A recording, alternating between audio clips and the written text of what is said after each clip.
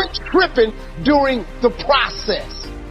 Oh Lord, why me? You ain't the only one. Oh Lord, why me? You ain't the only one. Oh Lord, why I lose my job? You ain't the only one unemployed. Oh Lord, why he leave me? You ain't the first chick got left. This might not even be your last time getting left. Pull yourself together and quit tripping because you in the process. God is processing you. He ain't through with you. If he was through with you, you would not wake up in the morning. While you wait, be your best where you are. That's a very important time. God is watching to see if you're ready. Here's the key. If what you're praying about isn't changing, then God is using that situation to change you. If it's not working out, then it's working out something in you. All things are working for your good. Stop being a victim. I stopped saying I've got to wait for good things to happen to me, and I said I'm going to grind. Winners win and losers lose. I can't explain it any better than that. I don't know how it happens, but winners win. The next treasure to leave behind is your library. All the books you have chosen. Books well read, well underlined, with notes and observations and reflections you have written in the margin. The books that have helped shape your philosophy and the values of your life. That is a treasure, your library. And your listening library too. All these terrific cassettes, they are a treasure. The third treasure to leave behind is perhaps the most important, and that is your journal, containing all the ideas you have captured in your lifetime. Business ideas, social ideas, culture ideas, investment ideas, lifestyle ideas. Can you imagine the value these journals would have? They will certainly be more valuable to leave behind to your children than your couch. So get serious about your search for information and ideas, and about leaving that information behind for future generations. Here's the next key word for expanding your life for the better. That word is review. Go back over all your life experiences. Learn a skill called reflection, pondering life's events with the intent of learning.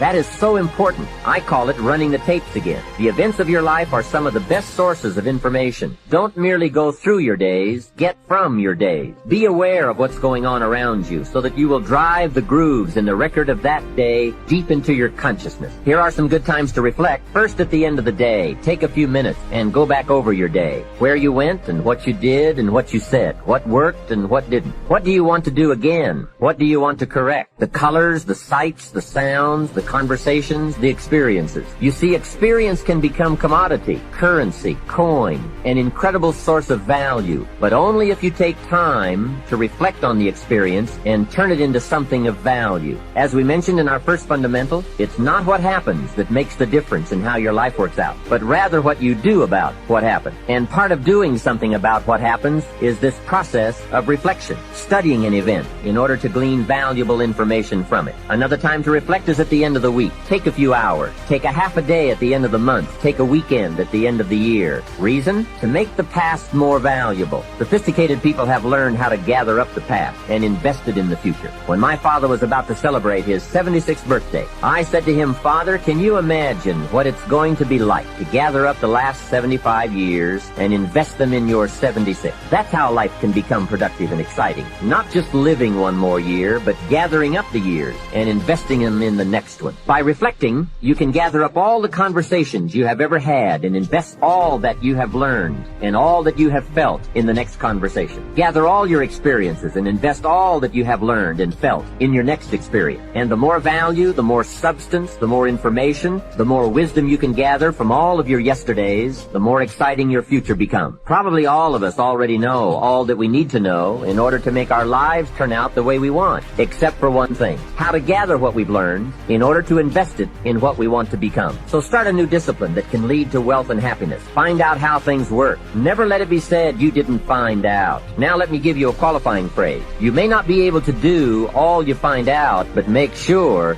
you find out all you can do. But when you're on the clock 24/7 and you don't have anybody who says you need to get away, they're not pouring water on your head. Can I go just a little bit deep? Elijah follows Elijah through a lot of stuff, but what he gets from it is he finds the thing he was created to do. I want to talk to you who are in support ministry. I could do this all day, so I got to hear it. I want to talk to you, those of you who are up on the support ministry. If you want to know what you're called to do, you can find what you're called to do by finding what you can't stand, because God will call you to work in the area of your greatest frustration. If you're called to the music ministry, you'll know the calling, because you can't stand to hear music out of tune. And why is the music too loud, and this is not up, and the altos are not on key, and da-da-da-da-da-da. Your frustration about it expresses your passion for it. If you can't stand disorder, well, the bulletins aren't printed correctly, and they didn't do this, and they should have done this, they should have done the other. The thing you can't stand is direction into what you are called to fix, not to complain about. Somebody ought to do something. You are the somebody they're waiting on. The reason you can't stand it is because you're called to fix it. We don't need complaints, we need solutions. You're passionate about it because you care about it. People who aren't called to music, we don't care how you sing or can't sing. It don't make no difference. Just do it. Get on out the way. People who are called to it, they really care about it. The background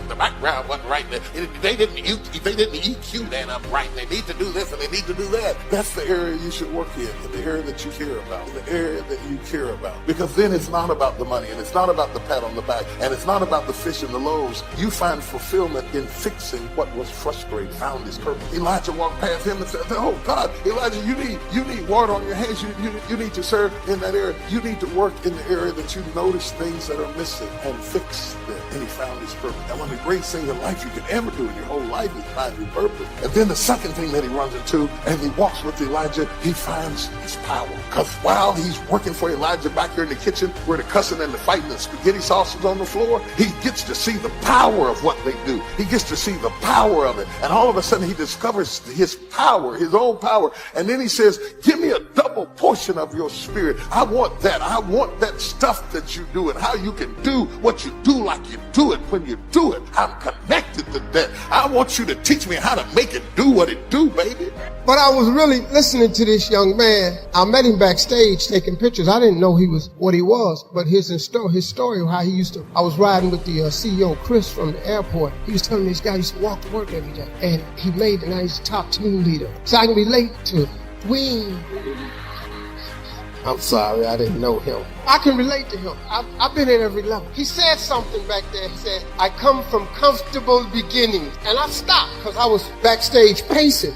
And I heard on the screen, I come from comfortable beginnings. And I stopped because who in here black come from comfortable beginnings? I don't come from comfortable. I come from the dirt. I come out of nothing. You looking at me today with all that I've accomplished because of faith. Now, when I talk to you today, I'm going to sprinkle faith in here because I can't talk to you about success without telling you about faith. You think, look here now, you think for 1 minute you're going to make it without God? You tripping. You tripping, partner. You done lost your rabbit mind if you think that you're going to make it without God. Now, you can try it, you ain't going to make it. So when he said he comes from comfortable beginnings, I'm here to tell you mine was a bit different. My father was a coal miner. My father made $5 a day with 5 kids. I'm the youngest of 5. I got 2 older brothers. Well, I had 2 older brothers. My oldest brother passed. I got 2 older sisters. My youngest brother had a birthday October 1st. My youngest brother, 73 years old. I'm the baby of the family.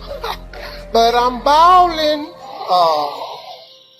Jack Bogle, been in the business 63 years, showed up for 45 minutes, 4 hours later left his office. And afterwards he wrote a quote for it. He said it was the most probing, most intense interview you had in 63 years. Provocative and probing is what he said. Now that says to me a pretty cool thing. That means I engaged him better than anyone in 63 years. He got those answers according to him, not according to me. Pretty cool. I went to a guy named Ray Dalio. How many know who Ray Dalio is in this room? Look how few people know Ray Dalio. Ray Dalio has been called the Da Vinci of investing. He's been called the Steve Jobs of investing. But most of you never hear of him because you couldn't access him in a million years. But if you're president of the United States, if you're head of the Fed, if you run China, you know who he is. And I'll tell you why. To work with Ray, first of all, for the last 23 years, he's made 21% per year compounded before fees through all those environments. Unbelievable. But here's all it takes to work with Ray. You need a $5 billion net worth and $100 million as the initial investment. And that was 10 years ago. And now he won't take your money no matter how rich you are. You're talking to him and he gets a phone call. It's the Prime Minister of China who wants some coaching. A large hedge fund might be $15 billion. Ray's $160 billion. I got hold of Ray. Part of what happened with Ray was he'd been a fan of mine, it turned out, for about 20 years. But what I did, I spent 15 hours to be ready to engage him. 15 15 hours of total immersion so I could pitch and catch with him. So I didn't just talk, I could do it back. He wouldn't just throw the ball, I could throw it back to him. And guess what? At the end, he has built something over the years called his all-weather fund, which is designed to make money no matter what market you're in. You don't have to know the markets. He said, what if I die? Someday I will. How will my kids have money? How will my philanthropic areas have money? Here's what I'm going to do. I'm going to figure out why a balanced portfolio doesn't work in 2008 or 2000. And everything we've been taught about finance is wrong. And the Da Vinci of investing figured it out and has done it for himself for a decade and a half. And he tested it back to 1925. And it just makes money in any environment. So now his clients get to do it. Not the 1%, not the 0.0, the 0.001%. So I'm sitting down with Ray and I get him to explain how it works. And at the end, we're engaged 3 hours into it. And he tells me how this works. And I said, this is beautiful, but I'm doing this. So I'm not doing this for money. I'm giving all the money away. But until you learn how to appreciate where you are in the process, you won't get the power to evolve to your ultimate destiny. So you need to take your eye off of the tree and water what you got now.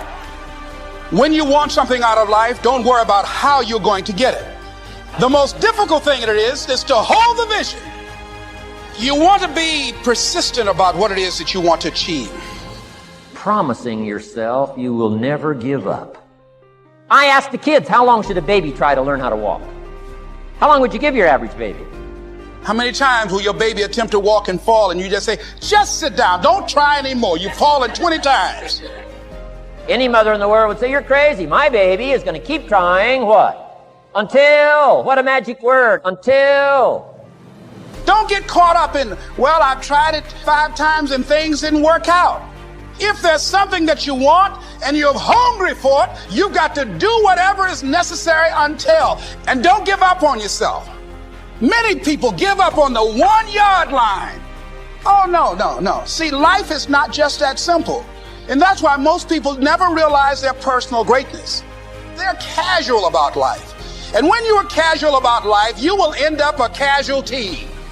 Promise yourself you'll read the books until your skills change. You'll go for it until you understand it.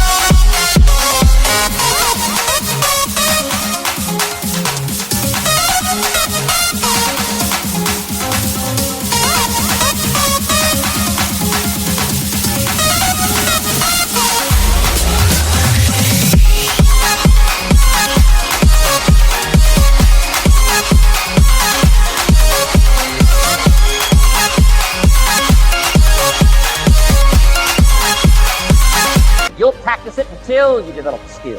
However long that is. Step by step, piece by piece, book by book, go for it. Don't miss chance, grow.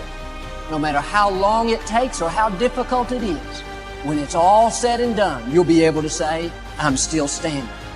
I know I am a victor and not a victim. I'm having some big challenges, but I know I serve a big God. I know I've been armed with strength for every battle. As long as God has given me breath to breathe, I'm going to keep pressing forward, believing for His very best. How can you measure the success of a year if you don't have a long-term goal in mind? You evaluate the year, not whether good or bad happens in the year. People are going to die this year. People are going to get sick this year. Things are going to happen to you that's not fair this year. That happens every year. There will be no magic years as it relates to life. There will be no years like that. There's always going to be shocking news, and there's always going to be years full of good and bad. Nothing that has happened to you can keep you from your God-given destiny. God would not have allowed it unless He had a divine purpose. God said, I will take the bad things and make them work for your good if you have purpose. If you keep your mind on what your purpose is, they'll curse you and I'll make it a blessing. They'll walk over top of you and I'll choose you and bring you from the back row to the front row. It's always going to be somebody crazy in your family. It's always going to be somebody who don't want to treat you right. That is life. Look back over 10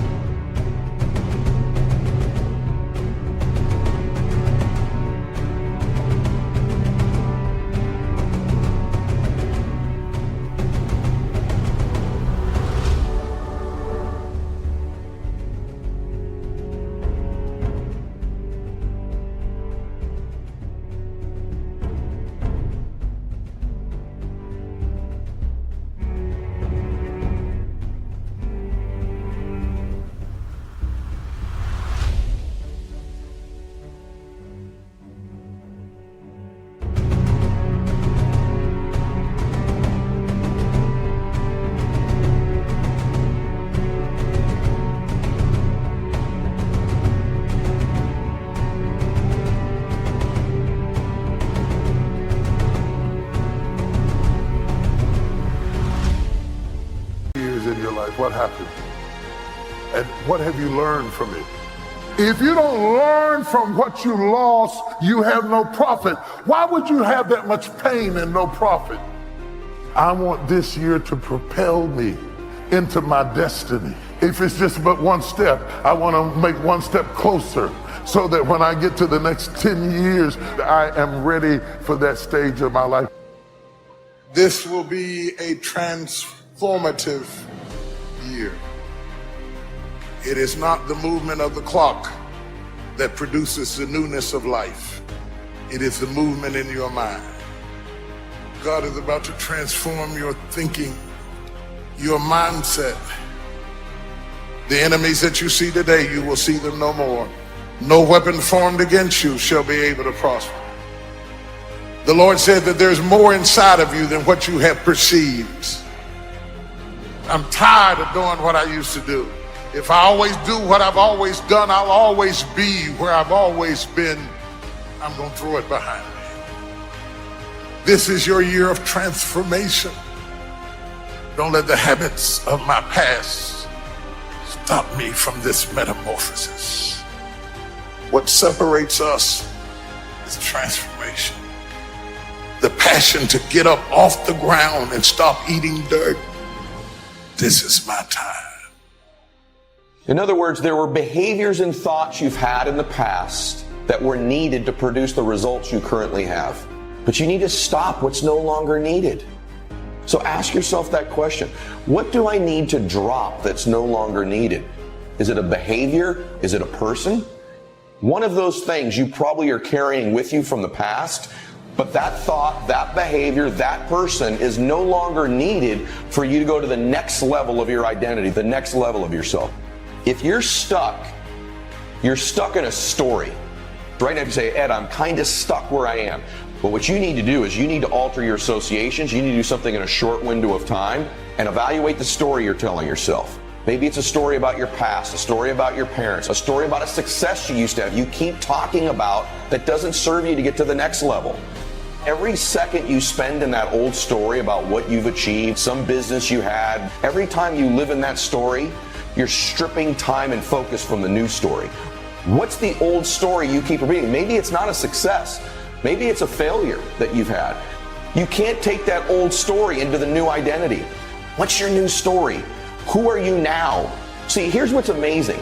At any point in your life, you can just decide to write a new script. And guess what? You and God control the script. Listen to me. At any time you want, you can simply decide to be a new character. Stop telling the old story. Here's the truth. Nobody cares. And that old character you keep playing is the very thing that will prevent you from becoming this new version of you. Just awareness of the power of identity puts you in the 0.1% of all the people on the spinning earth right now.